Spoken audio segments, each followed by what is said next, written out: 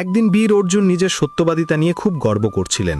তিনি কৃষ্ণকে প্রশ্ন করলেন, কেন মানুষ সামান্য স্বার্থের জন্য মিথ্যা কথা বলে? কৃষ্ণ তখন একটি কদাকার পাথর অর্জুনকে দিয়ে বললেন, এটি পৃথিবীর সবচেয়ে দামি রত্ন, এটি তুমি রক্ষা করো। এরপর তিনি অর্জুনকে আদেশ দিলেন, নগর ঘুরে এমন একজনকে খুঁজে আনতে যিনি জীবনে কখনো মিথ্যা বলেননি। অর্জুন সেই মূল্যহীন পাথরটিকে মহামূল্যবান রত্ন ভেবে কোমরে বাঁধলেন এবং খুঁজতে বের হলেন।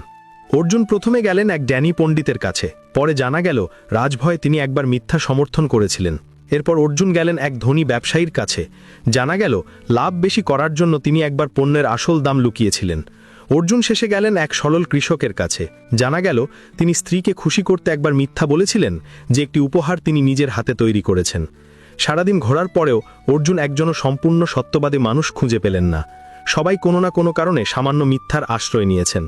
অর্জুন হতাশ হলেন। তিনি বুঝলেন সমাজে টিকে থাকার জন্য, লাভ করার জন্য, এমনকি প্রিয়জনকে খুশি করার জন্য মানুষকে মিথ্যার সাহায্য নিতে হয়। শতভাগ সত্যবাদী হওয়া প্রায় অসম্ভব। অর্জুন যখন হতাশ মনে ফিরলেন তখন কৃষ্ণ হেসে পাথরটি খুলতে বললেন। তিনি বললেন, পার্থ, যে পাথরটিকে তুমি এতক্ষণ মূল্যবান ভেবে রক্ষা করেছ, আসলে সেটি একটি মূল্যহীন নুড়ি পাথর মাত্র। অর্জুন বিস্ময় নিয়ে জানতে চাইলেন, তবে কি তুমি আমাকে মিথ্যা বলেছিলে? কৃষ্ণ শান্তভাবে উত্তর দিলেন, হ্যাঁ, আমি মিথ্যা বললাম, কিন্তু এই মিথ্যাই তোমাকে শেখালো।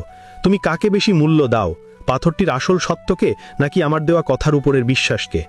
কৃষ্ণ অর্জুনকে বললেন, এই জগৎ নিখুঁত সত্য দিয়ে নয়, চলে বিশ্বাসের শক্তিতে। সাধারণ মানুষ মিথ্যা বলে নিজের স্বার্থে, কিন্তু যিনি সমাজের কল্যাণ চান তাকে কখনো কখনো মানুষের বিশ্বাস রক্ষার জন্য সামান্য মিথ্যাকে ব্যবহার করতে হয়। তোমার দায়িত্ব হলো এই বিশ্বাস রক্ষা করা, এটাই তোমার প্রকৃত সত্য। অর্জুন তখন বুঝলেন বিশ্বাসই হলো জীবনের আসল বন্ধন এবং সবচেয়ে বড় সম্পদ। ভিডিওটা ভালো লাগলে লাইক করে, চ্যানেলটা সাবস্ক্রাইব করে, কমেন্টে হরে কৃষ্ণ লিখতে ভুলবেন না।